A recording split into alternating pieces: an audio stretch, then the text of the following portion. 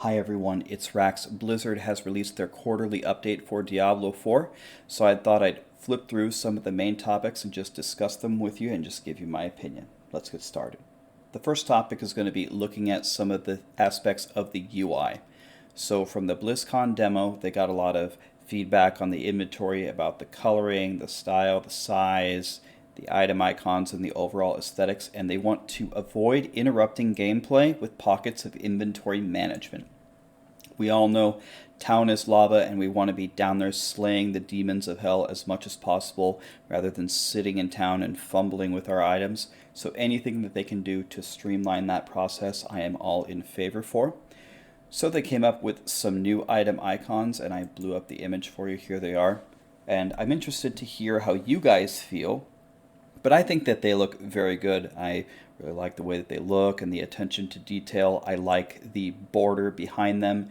You can very clearly see the different rarities: gray, blue, yellow, set, and legendary. To me, this looks very good, but I'd love to know what you guys think. The next topic we have is on the inventory, and they have reorganized the layout to what is hopefully a more balanced composition. And across the board, they're looking at the color spread and the contrast levels of the individual UI pieces. So I've blown that up here. First of all, I like how there's different tabs for characters, skills, and talents. I think that's a good way to organize it.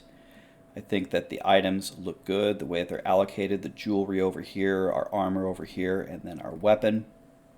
The potions here, I don't know what this 203 means.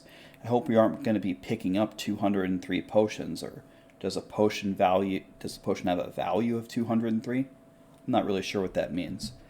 And our level, and our attack, defense, and life, our basic stats, our powers that was covered in the previous development blog. One thing that I really like down here is there's different tabs for the different inventories that you're going to have.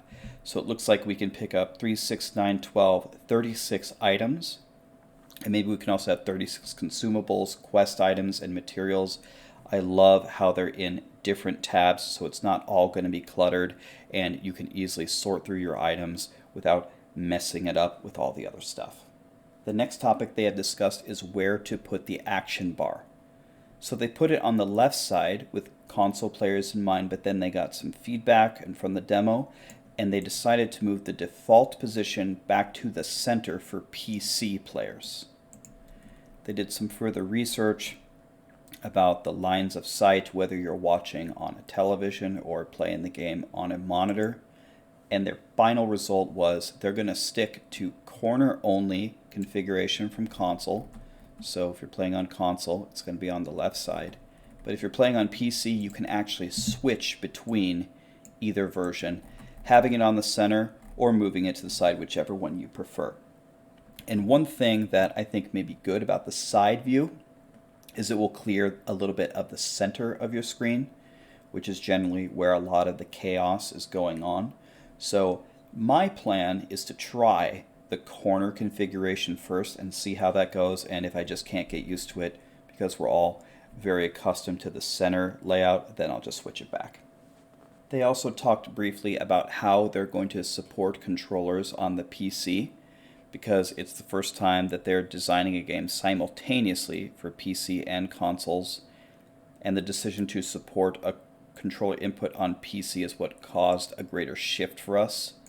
And they go on to explain that they're going to make the menu in a grid format, that way you can switch very easily between mouse and keyboard and a controller. The next item up for bid is Couch Co-op UI. And in Blizzard's research, they found that the two-player setup was the overwhelming majority, so they're going to focus on improving the two-player co-op experience. And the biggest complaint was the inability to do anything when one player had the UI screen open. So now each player can open their own independently or at the same time. The final part of the blog post touches on monster families. So in Diablo 3, monsters were classified into categories like demon, unholy, undead, humanoid. But in Diablo 4, they are going to be more robust and more sophisticated in a darker and gritty style. And they're going to be a part of families and archetypes. Every family is going to have a different combat style. For example, the drown that we saw earlier is going to have the Bruiser, the ranged combat, the melee combat, the Swarmer, and the dungeon boss. And here's a closer picture of the Drowned from before. And the new one that they're introducing are the Cannibals. They're riddled with bite marks, splintered bones scraped clean of marrow, tongue sawed off, eyes gouged out of their skulls, bloody fingerprints. No one's certain where they came from, but some legends claim that they were a former tribe of barbarians, banished from Aria years ago. And one of the coolest things about these cannibals is, at the bottom here, they explain that they have no ranged units. They're going to spring at the player with supernatural swiftness, and they may close the gap by leaping over obstacles and would-be competitors. So they show some of the different archetypes and a bunch of different screenshots here and a bunch of animations of how they may attack you, or at least the ideas that they have in progress. It looks really cool, and I'm super excited that they're putting this much effort and detail into the enemies that we are going to be slaying. Well, that pretty much wraps it up, everyone. That's the update that they have for us. I'm personally very excited to hear more about the end game. I can't wait for that update, and I would love to hear more about the itemization. But you want to know what? It's okay to take a break and talk about the UI and the monsters. I don't mind that at all either. Well, thank you so much for watching, and I will keep you posted on everything Diablo 3 and Diablo 4 related. Can't wait for this game to come out.